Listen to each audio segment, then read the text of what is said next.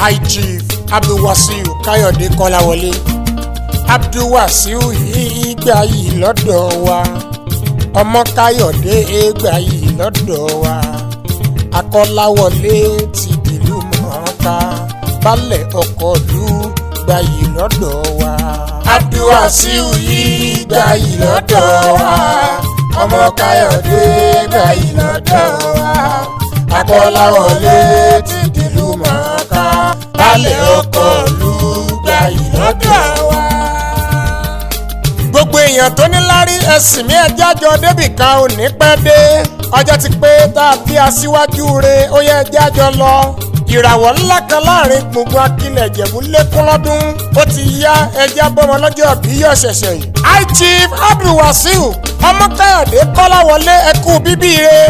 Èmi kí baálẹ̀ ọkọ̀ ìlú àgbákò onídàáwà. Àwa sọ fún yín pé ẹkú yèdùn. Many happy returns nínú owó, nínú ọlá, nínú ayọ̀ tó pọ̀ gan-an. Owó máa gbówó, ọlá máa bọ́lá nínú ilé ẹ. Àìkú tí ṣe baálẹ̀ ọ̀rọ̀ òun ìdùnnú ni mo tọrọ kó máa bá yín gbé. Bàbá bí ayé bá ń jáyé ẹ ò ní fòṣì lò gbà. Olówó orí Princess Mujidat Oyèbímpé ẹ kú oríire. Ọkọ Àjìyà Shakirat Ọpẹ́ Olúwa ẹ mọ̀ kú yèdùn. Popsi Nafisat Àtòkẹ́ iyẹ̀ yìí pọ̀ gan lójú irú wa. Bàbá Bọ́lájí Àyìndé kẹ́ẹ̀ṣe nígbanígba. Popsi Tolúlọpẹ́ Àrẹ̀mú ẹ ti ṣe ẹ má ṣe ìṣàmọ́dún. Bàbá Farida Àníkẹ́ bẹ́ẹ̀ tí ń jíjú ọdún kẹ́ẹ̀gbọ́rẹ̀ mi sí. Ibà Fàyíìsì Àkànní bí ayé bá ń jáyé ẹ ò ní fòṣì lò gbà. Èmi tọrọ fún yín pé kẹ́ ẹ gbó kẹ́ ẹ tọ́ nínú ọlá nínú ayọ̀ tó pọ̀ gan. Àìkú baálẹ̀ ọ̀rọ̀ òun àǹfààní ńlá kó máa bá yín gbé. Ayé máa yẹ yín kalẹ̀ ọkọ̀ olùgbàǹtata. Ara kì í nà gẹ̀dẹ̀ ara ò ní níyín. Dídùn ní tìrèké gẹ́gẹ́ bí oyin ayé èèyàn dúnyún gbàyìngbà. Èmi tọrọ wípé kẹ́ ẹ gbó bí àwọn àgbà kan tí wọ́n gbó títí fọmọ owó sóde sọ́run ni. Fọmọ owó jẹjẹjẹjẹ kó tó wá dókínní. Òkínní jẹjẹjẹ kó tó wá pòórá. Bàbá bí ayé bá ń jáyé ẹ ò ní fàìsàn ló gbà. Olóòtú fún gbogbo ẹgbẹ́ tọ́ba làṣẹ Prestige Àgọ́ Ìwòye ìrẹ̀ni fún ẹ lálẹ́ ìrẹ̀ni lójúmọmọ. Akọ̀wé àgbà yàn fún ẹgbẹ́ tọ́ba làṣẹ Prestige Àgọ́ Ìwòye. Ó ti ṣèyí ó sì ń ṣàmọ́dún. Financial Secretary gbogbo inú mi dùn score. Ìyẹn ní gbogbo Àgọ́ Ìwòye. Kẹ́ ẹ máa sọdúnmọ́dún lójú ẹ nífẹ̀ẹ́ ni. Kẹ́ ẹ máa sọdúnmọ́dún kẹ́ ẹ máa yan fanda níwájú múnimúni. President Prince and Princess Royal Club. Ìgbà ọdún kan ni nínú ìfọ̀kànbalẹ̀ àtàǹfààní ńlá. Bí ayé bá ń jáyé mo tọrọ fún yín ẹ ò ní mọ̀ nira. Arapápá ni wọ́n máa ń bẹ́tu nínú oko. Ibi gìjàgìjà lábà ẹkùn nínú ọ̀dàn. Òjòjò ní sowó kó má lè nájà. Gbogbo kó lára ọ̀tá máa le. Ẹ ti dájú fẹ́ràn jẹun bí ọmọdé. Ó yá máa bòrìbòrì máa dá gọ̀jọ́gọ̀jọ́. Orí ló ṣe yín lógo bàbá ìrọ̀rùn. Ǹlẹ́ o aṣoore má fi tèèyàn ṣe. Bó bá ń ṣoore kì í yàn pọ̀ sí rárá. Abájọ tó bá ń dà fún yín nínú ayé. Torí wípé yìí ò ya òun ni. Bó ti ń tọ́jú ọmọ tó ní ló ń tọ́jú ọmọ ọlọ́mọ. Kàkà kọ́mọ olóore ó jì sí kòtò láyé. Ó dájú mọ̀nàmọ́ná máa ṣiṣẹ́ ìmọ́lẹ̀. Ǹlẹ́ o ọmọ Àgọ́ Ìwòye ẹ̀ṣọ́ṣẹ́. Ìjẹ̀bú nìyí ọmọ aládé Àwùjalẹ̀.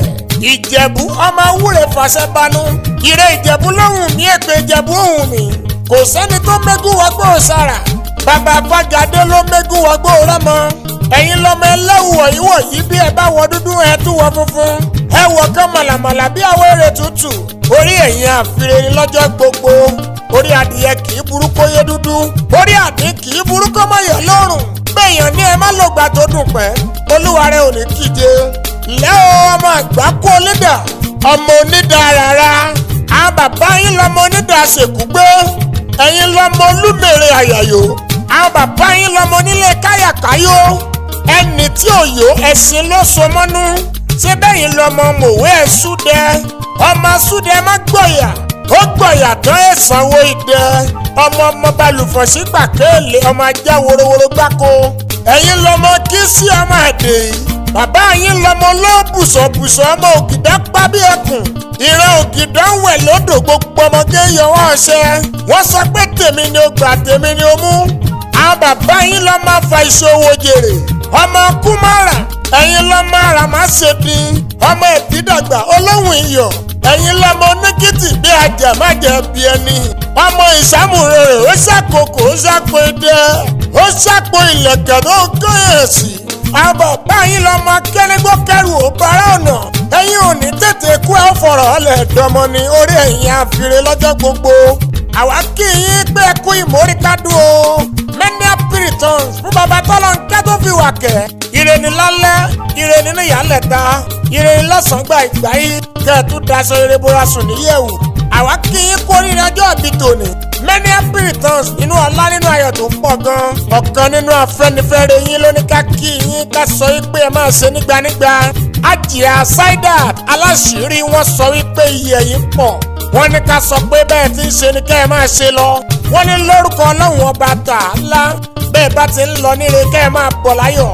àwọn ni wọ́n sanwó ewì sọ́fíìsì wa wọ́n ní ẹ ò jẹ́ bẹ́ẹ̀ rárá wọ́n tọrọ wípé owó máa pọ̀ lọ́dọ̀ yín sí ẹ máa ráṣọ ire mú bora ẹ ò ní ṣubú dànù ẹ sàmì ọmọ ò ní kú ayanulé ẹ̀yin ò ní kú wọ́n níṣẹ́ yín ò ní dìṣẹ́ wọ́n sọ wípé ìgbà ọdún bí ọdún kan ni nínú owó nínú ọlà tó pọ̀ èmi ẹ̀bìtì ní integrity the icon àwa kí yín fọ́dún akéwì adùn inú ọdún 2025 yìí ti dùn ọdún 2026 àṣeṣore ǹjẹ́ kó tó di níwòye àmọ́dún owó máa lékún ayọ̀ ẹ̀yà pọ̀ happy birthday to you ọkọ ìlú more success more win.